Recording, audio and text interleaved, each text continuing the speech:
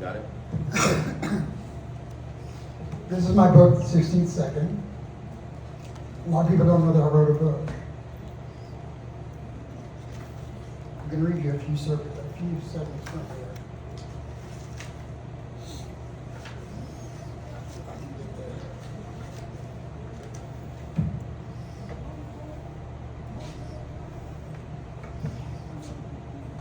there. It has been quoted and misquoted that the eccentric artist and gay icon Andy Warhol once declared that everyone would be world famous for 15 minutes.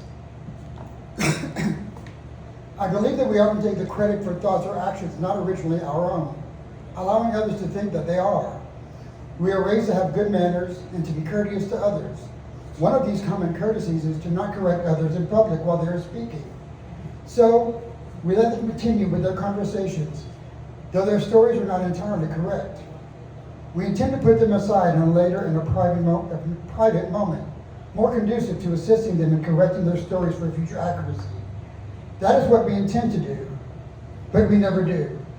It's just a silly story after all, and it doesn't matter if whoever is regaling it is embellishing a bit. The tiny fibs that make the anecdote funnier anyway, and no one is the wiser. Hence begins the life of a lie, which though it began as unintentional, remains a lie. And while Andy Warhol words from 1968 indeed were prophetic, I take exception to the 15-minute rule. In these days of intense social media and fast trending topics, our attention span has rapidly been diminished to the 6-second up to 180-second view of a TikTok video. To live in a world where self-worth is determined by the amount of likes received on an assortment of social media platforms is not a reality and can actually do irreparable harm to anyone who subscribes to that mentality. Being famous in the 21st century does not mean the same thing as when I was growing up as a baby boomer in the Deep South. With that in mind, I decided to update the famous quote to properly reflect a life in the 21st century. In life, anyone can be famous for 15 seconds. What is fame anyway? Is it wealth and status? Is it power and prestige? Is it perceived notoriety and a recognizable name? Or is it something else? And what does fame really mean? How and why is your definition of famous different than mine? And why does it matter? Or should it matter at all? As a society, we allow situations, culture, and overexposed media attention to determine for us who is famous and who is not. Why do we do that? I never really understood that concept. The fact that we unwittingly allow circumstances and events to bend the definition of fame creates an environment in which we find it difficult to see the fame within ourselves. And when did we decide that we attribute our value only to the fame to which we aspire? As my definition of fame has evolved over the years, I have come to learn that fame can only be defined by what you describe as someone or something that rises above a set standard of accomplishment in the field for which they are being recognized. I believe that the basic premise of the original quote is correct. In the future, everyone will be world famous for 15 minutes. Only 15 minutes. All of us should see the fame when we look in the mirror. I certainly have had my 15 seconds of fame many, many times. But sometimes that fame that you want is not the fame that you get. All fame is not good fame. Sometimes infamous is a more accurate term, and sometimes embarrassingly forgettable, as it is what you hope for. I have experienced both fame and infamy several times during my life. I've been fortunate enough to achieve success as a retail hotshot, as an entertainer, as a singer, as an actor, and as a politician. Miraculously, I've lived through my 15 seconds of fame, albeit without scars. But what about the 16th second? What happens then? What happens when the fame is gone? Is there life after fame? After years of struggle, self-loathing, and self-sabotage, I learned that what happens in the 16th second is the most important time of our life, because the 16th second is the rest of our life. A 16th second is our new beginning, and only we can define its outcome. Once I came to realize that I had completely fucked up my first 15 seconds, I knew that I had to do better. I had to make my 16th second worth something. I had to make it mean something. This time, not for everyone else, but only for me. This cathartic process of finding and defining our own faults and the lies which I told about them have opened windows to my sordid past, which I had intentionally remained closed for years. The lies I told in the name of covering my shame were so convincing that they became widely known, accepted as the truth. The actual truth was blurred between my own reality and the reality I wanted others to think I was living. Because of this, I felt the need to share some of my stories from the perspective of those who I have lied to or mistreated, and show insight into how the truth helped me find mine. It was time for me to acknowledge that my 15 seconds are over, or was I truly ever famous at all? I deliberated about the inclusion of several stories in this book, but I know their exclusion would not eliminate the fact that those things actually happened. I would never want anyone to repeat many of the things that I've done, so perhaps these stories can be a lesson in what not to do. Of course, I have changed some of the names and our locations to respect the privacy of those involved. Those individuals can choose to claim their identity in this book if and when they so desire. I have taken an inventory of the people, places, and events that have had a significant impact on the trajectory of my life I had not yet lived. I have described each second of fame as a specific chapter in this book, as a personal life, my private life, family life, and business life have become intertwined throughout the years. Many of the same people appear throughout the book. Understanding that some of the people you meet today could only play a part in the life of the story 10, 20, or even 30 years later should remind us to be kind and courteous to each other. I wish I would have learned that lesson sooner. Now begins my life in the 16th second. My sincerest hope is that you will be inspired to create your own 15 seconds of fame, seizing the courage to create fame in your own world, and believing in yourself so very much that you see the fame in the person staring back at you in the mirror. Life's most rewarding achievement is to be proud of the person whose evolution has inspired self-growth and self-worth. I encourage you to do something every day that inches you toward your goal of what you define as fame and success, so that the fulfillment of your life in the 16th second validates your fame you knew you always had. So be proud of your 16th second. This is my discovery and the evolution to mine.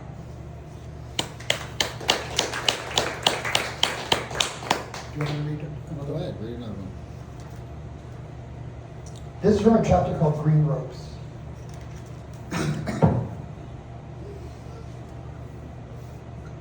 I found the consolation I was searching for in the arms of one of my high school teachers, Mr. McIntosh. He was a shrilling understanding and gave me the support that I needed during the difficult time of my life. Those days of heartbreaking healing led to more of an emotional connection than I ever could have imagined. Mr. McIntosh seemed to know more about me than I knew about myself. We had deep conversations about the meaning of life, the absoluteness of death, and reaching for the stars in the meantime. We had a kismet that I couldn't fully grasp, but I think that he did. Did he know that I had a huge crush on him too? Maybe, maybe not. Earlier that year, I was elected by our high school administration to be a member of the Karen Crow Commodore Club Committee, which at the time was a nationwide organization focused on volunteerism, community service, and leader development. As fate would have it, Mr. McIntosh, my everyday man crush, was the sponsor for our local Commodore Club.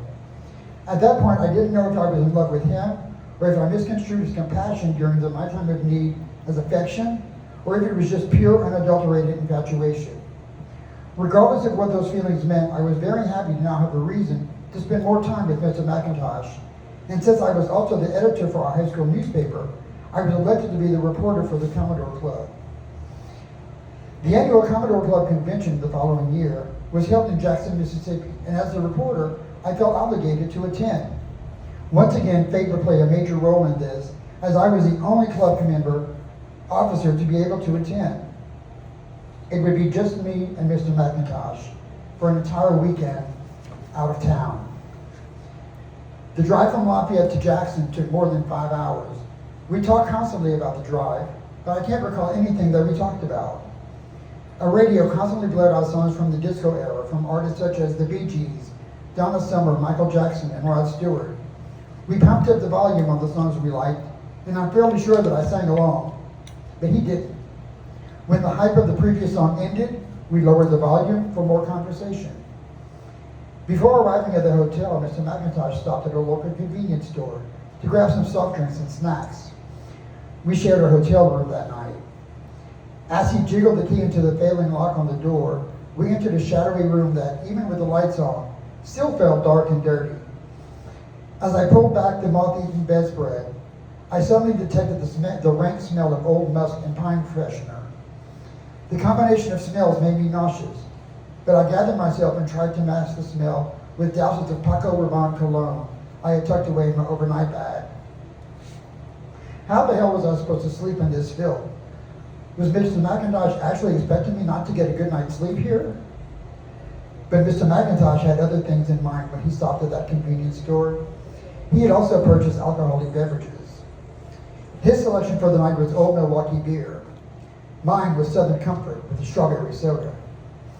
I was no stranger to alcohol by this time in my life, but hard liquor had not been my forte.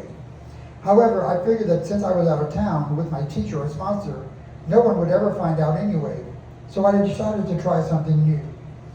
At least if I was drunk, I wouldn't notice the stains on the pillowcases, nor the holes in the sheets. Needless to say, I got a bit drunk. I blurrily remember waking up during the night to go to the restroom, and when I returned to bed, I couldn't help but notice Mr. McIntosh's chest heaving up and down, and his white beater t-shirt clinging tightly to his well-sculpted abs. I could see his muscles stretching the wails of the white cotton fabric between breaths. I stood there for a moment and stared at the beauty of this ginger Irishman. When he jostled in his sleep, I hurriedly hid at the foot of the bed. As I arose slowly, I began to notice the excitement forming in his JCPenney white underwear. Dare I breathe? Dare I look? Dare I touch? Somehow the liquor had given me the courage to act upon a latent instinct that I had intentionally concealed for at least 2 years. I carefully nestled my way into Mr. McIntosh's bed and began rubbing my fingers over his cherry chest. I had never been with a man naked in the same bed. Would this be my first? Then I felt Mr. McIntosh wrap his strong arms around me. The same shoulders that once comforted me after the death of a friend were now pulling me towards him, my lips to his. And as our lips met, our eyes stared straight into each other's souls. Should we really be doing this? We kissed for what seemed like hours, and we explored each other's bodies. We knew that our love was taboo, but it didn't matter. We enjoyed each other over and over again that night, and attended the Commodore Club convention the following day, as if nothing had happened, except for the hangovers. My first sexual experience with another man was more satisfying than anything I could ever have imagined, and I definitely was not disappointed. I never told Mr. McIntosh that I was a virgin, but I think he figured it out at some point during that first kiss. His actions became gentler and gentler so as to be sure that I was comfortable. I appreciated that he accommodated me in every way that night, both physically and emotionally. The ride back to Lafayette was extremely awkward. We both knew that we could never tell anyone about our weekend of sexual exploration. He certainly would have lost his job and possibly risked jail time. Thankfully, the school year was almost over. Although I had not planned anything beforehand, what happened over the course of that weekend was exactly what I had hoped for. We continued seeing each other in secret for the rest of my senior year, and we both agreed that we would never mention this to anyone. But this venture of exploring my sexuality had such a profound effect on me that my coming out story would not be complete without it. The fact that I was involved sexually with one of the high school teachers during my senior year has been a deeply held secret up until now. Mr. McIntosh was a sponsor of the Commodore Club, and I was an officer. I was as in love with my teacher as any hormone-racing teenager could be, only I couldn't tell a soul. It was a struggle every day to be in love with someone, yet unable to share that love with anyone outside of the relationship. I soon learned that Mr. McIntosh, Charlie to me, was very popular with a few of the other students. I was heartbroken to learn that I wasn't his only lover. However, the excitement of my upcoming senior prom helped me to forget the pain of a relationship that I never really had with a teacher who never really was in love with me.